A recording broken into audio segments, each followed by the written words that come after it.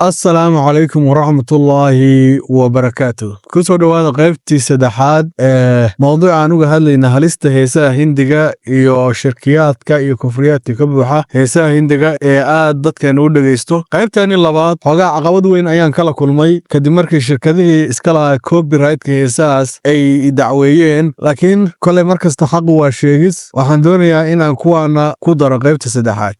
waxaan uga hadli doonaa heesaha jeejeeska ama lagu jeejeesayo ilaahay ama aayadihiisa ama waxyaabaha la midka ah loona isticmaalayo eradii ayagoo asal ahaan fiicnaay loo isticmaalayo qaab ihaano ah ama ilaahay magaciisa ayadoo la xusayo laga hadlayo haddana waxyaabo aad u qaab daran oo kufriyaad ah ama fisqi ah ama waxyaaba noocaas halkan kama hadlayna hees kasta oo ay ku jirto bismillaah iyo alxamdulilah subxaanallah maasha allah insha allah xasbunallah xasbiyallah waxaas oo dhan kama hadlayno maxaa yeelay mararka qaar heesaha iyadoo erayada noocaasa ku jiraan ayaa haddana waxaa la dhihi karaa waa uun hees oo wixii hees ka hadli jirtay ayay ka hadlayaan tusaale ahaan maasha allah qurux badaneda oo kale hadda haddii la yidhaah ama subxaanallah ilaahay si dhammaystiran oo kuu abuuray haddii la yidhaah tusaaleahaan intaasna lagu heeso kolley un waa hees laakiin ka mid maaha waxyaabaha aan ka hadlayno maanta waxaan ka hadlaynaa heesaha iyadoo la isticmaalayo magaca ilaahay ama aayadihiisa haddana waxyaabo xadgudub saa'id ah lagu dhawaaqayo anigoo aan wakhti kaa dhumin waxaan ka bilaabayaa midda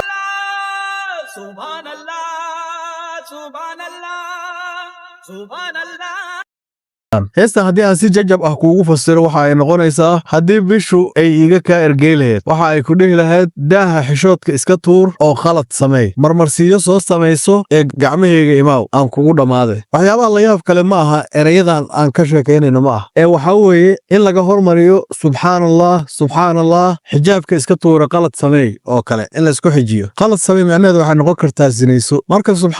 subxaanallah xishoodka iska dhaafe ee kaale sinayso in laysku xijiyo kolley waxa ay la muuqataa qalad weyn heesta labaad oo aan soo qaado lahaa Chaiyya छैया छैया छैया चल छैया छैया छैया छैया छैया छैया छैया छैया चल छैया छैया छैया Chaiyya heesta waxaa loo yaqaanaa hooska ku soco waana hees caan ka ah soomaalida dhexdeeda iyo dunida dhan xataa hollywoodka aad ayay u isticmaalaan waa hees ay qadariyaan qaabka loo sameeyey iyo waxyaabaha noocaasa ayay aad u qadariyaan heesta marka aan soo koobno waxa ay isticmaalaysaa ereyo badan oo lagu yaqaano oo aan dhahno diini ah ayay isticmaalaysaa haddaba qasab maaha inaan sidii ay isugu xigeen aan isugu kaa xijiyo laakiin sidaan ayay u dhacaysaa heesta ereyada ay soo qaadanaysa waxaa ka mid ah janatu fardoosa aayad ashahaatin xersi sidaan ayay u dhacaysaa waxa uu leeyahay waxaad u moodaa inay janatulfardoosa lugteeda hoos taalo maan meel kula kulmo waxaan u xiranayaa sidii aayad iyo xersi sida ay u soo socoto waxay imaanaysaa gabadha ayuu ka hadlayaa qoftan waxa uu leeyahay waa heestayda waana ashahaatinkeyga macnaha shuhul qaaratul hindiya markii la joogo kalima waxa ay dhahaan waa ashahaatinka ashhadu an laa ilaaha illallah wa ashhadu anna muxammad rasuulullah ayaa loo yaqaanaa kelimadda marka wuxuu leeyahay waaba kelimadaydiiba qofkan waa ashahaatikeyga marka aduu go'aanka gaar midda xigta ee aan soo qaado lahaay waa midda हो गई अल्लाह माफ करे मोहब्बत हो गई अल्लाह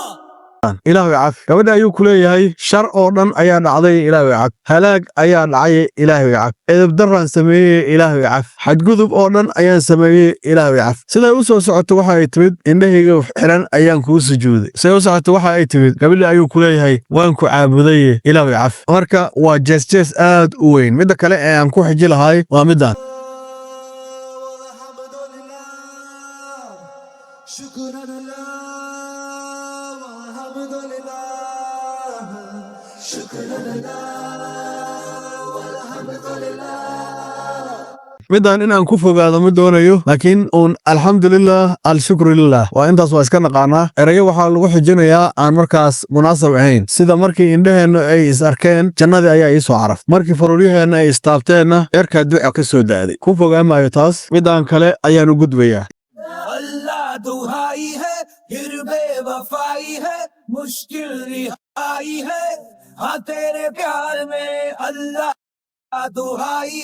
ilaahu adaan kuu ashtakooday. heestan waxay u dhacaysaa ilaahu adaan kuu ashtakooday kadib marka uu waxyaabo badan uu sheego oo uu ka soo hadlo gogoldhaafka iyo waxyaabo lamid ah. waxa uu ka cabaadayaa gogoldhaafka iyo waxyaabo saasa ayuu ka calaacalaya. sida uu soo socday ayuu waxa uu yidhi jacaylku waa diin, jacaylku waa diin. waxaa yeele madhab ayuu sheegay. madhabna markii la joogo shibu qaaratul hindiya waa diin. marka wuxuu leeyahay jacaylku waa madhab, macnaha waa diin. waxa uu leeyahay jacayl haddii uusan jirin kulaha ilaahay waa xanaaqaya, haddaama jacayl jirin ilaahay wuu xanaaqayaa. ka soco. waxaan qiyaasayaa marka in ay tusaale noogu filan tahay shantaas tusaale. haddii laga hadlayo ereyada diiniga ah ee la isticmaalayo ma aha wax la tiri karo heesaha ay ka buuxaan waxyaabaha noocaas. laakiin waxaa laga hadlayaa halkan waxaan ka hadlayno waxa weeye in erey diiniya inta la soo qaado ama ilaahay magaciisa la soo qaado lagu xijinayo waxyaaba laga fiican yahay ama kufri toos ahba ayaan ka hadlaynaa. waxyaabaha aanan halkan uga hadlin waxaa ka mid ah heesaha ay ereyada diiniga ka buuxaan aad ayay u badan yihiin, mana la soo koobi karo. sidoo kale waxa aan eegnay ereyada la isticmaalay. tusaale ahaan hindida ilaahay waxa ay u isticmaalaan magacyo badan, magacyadaasoo asalle kala duwan leh sida mid urdu ah, mid farisi ah, mid bunjaabi ah. waxaasoo dhan marka annagu waxaan ka abaarnay allah. maxaa yeele qofku mararka qaar magac kale ayuu isticmaali karaa. kaasaan waxaan dhihi karnaa ninkaanu